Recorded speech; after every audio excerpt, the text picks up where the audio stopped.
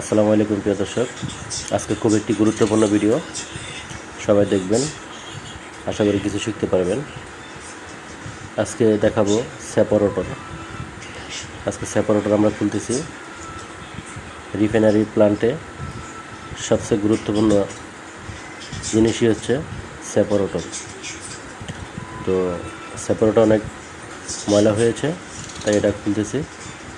খুলে এটাকে ওয়াশ করে আবার ফিটিং করব। তো দেখতে থাকেন, সাথে থাকেন। কীভাবে খুলে আসলে সব ভিডিও দিতে পারিনি, কারণ কাজ করতে হবে, তো তাই সব ভিডিও নেওয়া সম্ভব হয়নি। তারপরেও যদি আপনারা চান যে সব ভিডিও দেওয়ার জন্য, তাহলে অবশ্যই কমেন্ট করবেন, তাহলে সব ভিডিও দিব।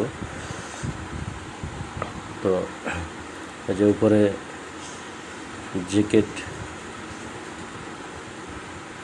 জ্যাকেট খুলছি, এখন বটম খুলব।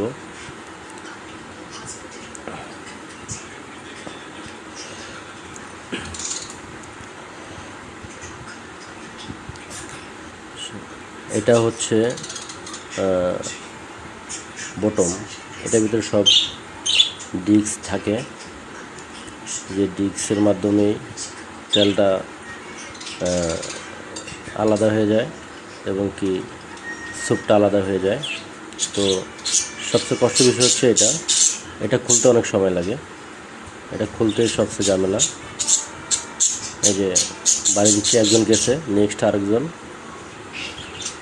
বাড়ি দিচ্ছে। অনেকগুলো বাড়ি লাগতেছে, জ্যাম হয়ে আছে ময়লা লেগে। এখন আবার আরেকজন।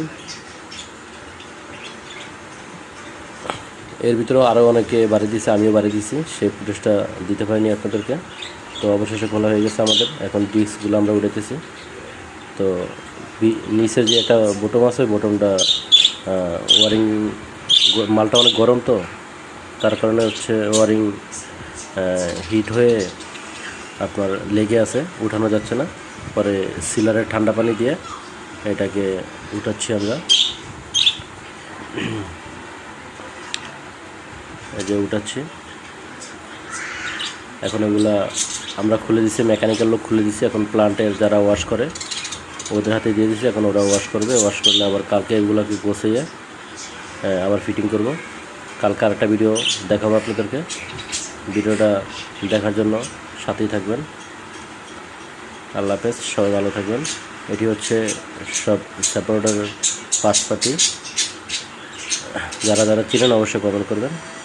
ঠিক আছে, সবাই ভালো থাকবেন। আল্লাহ হাফেজ।